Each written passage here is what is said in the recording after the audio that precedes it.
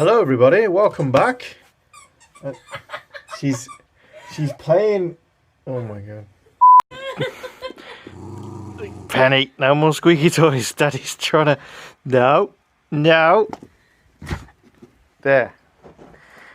It's in the box. No. You know, it's easy to make a really good gun. That's £500 or £600. But if you want to impress me, show me what you can do on a budget. G&G have impressed me. This is the G&G ARP9. Now, why do I love this gun so much? Love. And there's a few reasons. First of all, we talked about it, it's the cost. This only cost me about £180. Now, what you're saying, that's not exactly pocket change, but for what you get in this package, I could not be happier. So, you've noticed that it kind of just looks like a basic M4, but instead you've got this stick sticking out of it. Well, that's all it is really. It's an M4 that takes 9mm style magazines. Okay, big deal. But what if I told you it's also one of the best CQB guns that money can buy? Let's go tip to butt as always. That's what she said. So, first off, I'm not going to talk about this mock suppressor because you don't get that with the gun brand new. Brand new, you'll have one of these, which is what they call a sound amplifier in a cookie cutter kind of shape. I never found it to actually amplify sound. Even when I took it off, the gun was still really bloody loud. So it doesn't really do much other than add aesthetic. So if you like it, great, keep it. I didn't like it, so it's gone. Instead, I'll put this suppressor on it. Moving back, you've got a full metal M-lock rail, which is really nice and fixed onto the body incredibly solidly. I've had this gun for about 3 years. I've never had any issues with wobble or movement or anything. It's fantastic. You'll get flip up front and rear iron sights. Cool. Okay, not much to say about them except they're full metal and they feel really nice. You know, it's the same sights that you'll find on some of their premium guns, so that's always a nice little touch. What did I do to it? Well, a gun of mine would not be complete without a completely useless flashlight on the front, and that's what I've done here. Mine's no exception. The only difference is, of course, instead of using my sexy Night Evolution pressure pad on the top, I've kind of used this ghetto rail system, as you can see, which is comprised of 2 flex ties, just to put that pressure pad on the top so I can actuate it with my thumb using this angled foregrip. Very nice. I know, you're impressed. You don't have to tell me. Moving back, we've got a full polymer body. Usually I'll moan about it and say, oh, it doesn't feel quite nice. Wrong. This is really nice, thick, solid polymer. Very, very strong. It feels reinforced. Can I tell you exactly what kind of polymer? No. All I can tell you is that it feels really good. Okay. All the controls are almost exactly the same as what you're used to on a standard M4, except for the mag release, which is this little paddle here. And I wasn't sure at first whether I'd like this, but it feels really natural to just take out a mag, stick one back in right there. Mag changes are helped by this flared magwell, which is a really nice little touch aesthetically and practically. I love that. Moving back, we've got the charging handle. There we go. I knew I could think of the word. It's pretty standard. I mean, it's cool. It's ambidextrous. You can actuate it from both sides, which is pretty nifty. But it reveals this hop unit. Oh, this fucking hop unit is so good. Why do I love this hop unit so much? Well,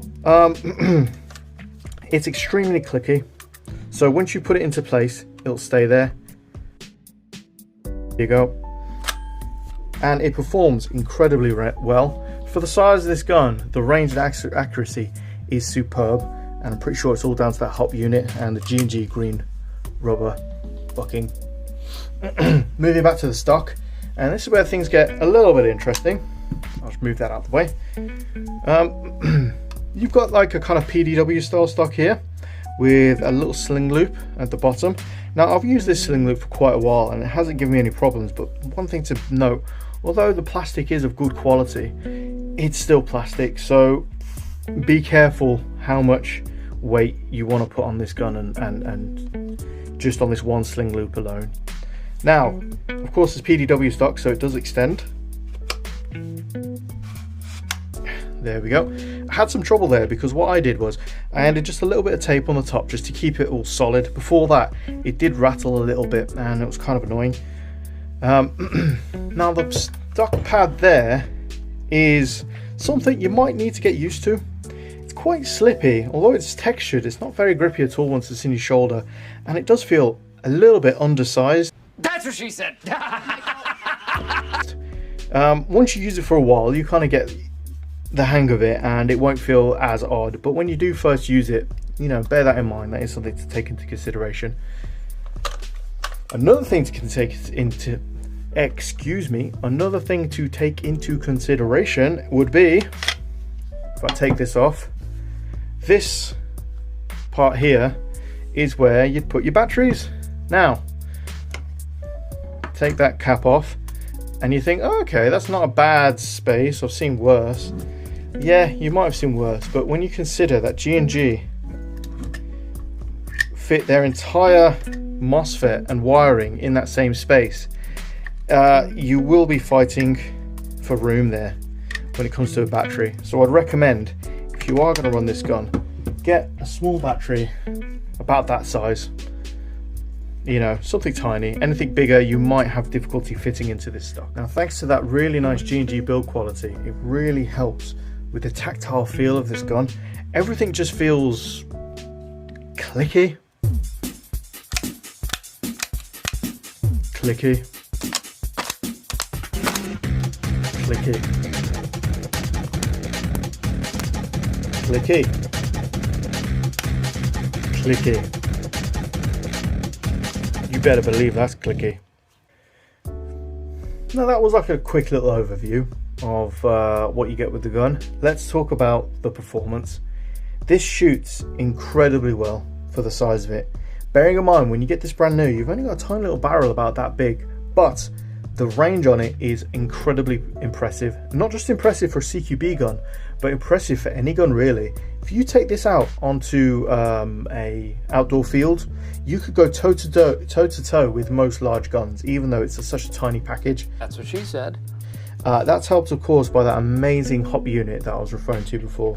The BBs fly out of this thing and they're like absolute lasers. That's helped by the spring that comes as standard in this gun. Believe it or not, I think it's still the same case. They actually fit an M170 spring as standard in these guns, which is kind of crazy considering it's just a combat machine gearbox that you get with this.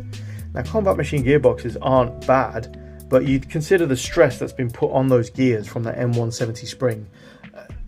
Longevity might be an issue if you run this really hard. Again, touch wood. There we go.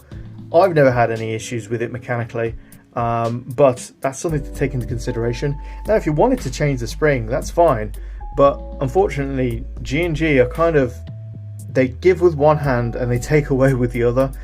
This doesn't have a quick change spring system, which for the time it was built, 2017, was pretty poor, but for now, that's almost unforgivable. Unforgivable. To replace the spring on this, you have to take the entire gearbox apart, and that is a real pain. Even though the spring system is absolutely ancient in the gun, what isn't, and what is completely up to date, is the G&G ETU, or the electronic trigger unit, that comes standard in this gun. Don't know if it'll pick up on camera, but each pull of the trigger, probably can't hear that, is like a mouse click. It feels fantastic. The trigger response is amazing. You can get follow-up shots so easily with this gun. You can shoot semi-automatic and it will sound like full auto. Honestly, I've been called up by a few marshals that thought I was shooting full auto with this in a CQB environment, which is quite fun. With the MOSFET, of course, that's included, it works really well, and then you can use 11-1 LiPo batteries to your heart's content. I have, at least for the last 3 years, and I've never had any issues. Touching that wood again. One thing I did do, though, to help the longevity of this gun was when I added this MOX suppressor, I did so I could have a longer barrel. See how the barrel ends up there? Okay, that's pretty standard. Most airsofters will do that little trick. When I did this with the original spring included, the FPS went from 350 to 470 just from adding that new barrel. So, Jesus, if I didn't have a chronograph at home, I think I would have blown somebody's head off by accident. So, bear that in mind. If you do increase the barrel size, reduce the spring. It'll also, if you do reduce the spring, ease up some of that tension on that gearbox. They won't be forced so much, and it'll really help with the longevity of the thing. So, I've railed on about how much I love this gun and how incredible it is. So it must be perfect, right? No, not quite. So, at the moment, I'm using this, which is actually a mid-cap mag. It holds 60 rounds, and for the size of the thing, it's kind of disappointing that you can only hold 60 rounds in this. You could probably fit a lot more if you really had the inclination to G&G. I mean, come on. You can actually use classic Army Nemesis X9, I believe it's called, magazines for this, which holds, I want to say 100 rounds. Exact same size, but they hold a lot more and they're cheaper. So bear that in mind. Now you definitely do want to replace the original mag that comes with it, which is this high cap, because I don't know if it's because I got an early model. Like I said, I had this about 3 years ago, but as soon as I got this out of the box, this thing literally just fell apart. I mean, the build quality on it is just bloody awful. Straight away, I bought some mid caps, not because I necessarily wanted to.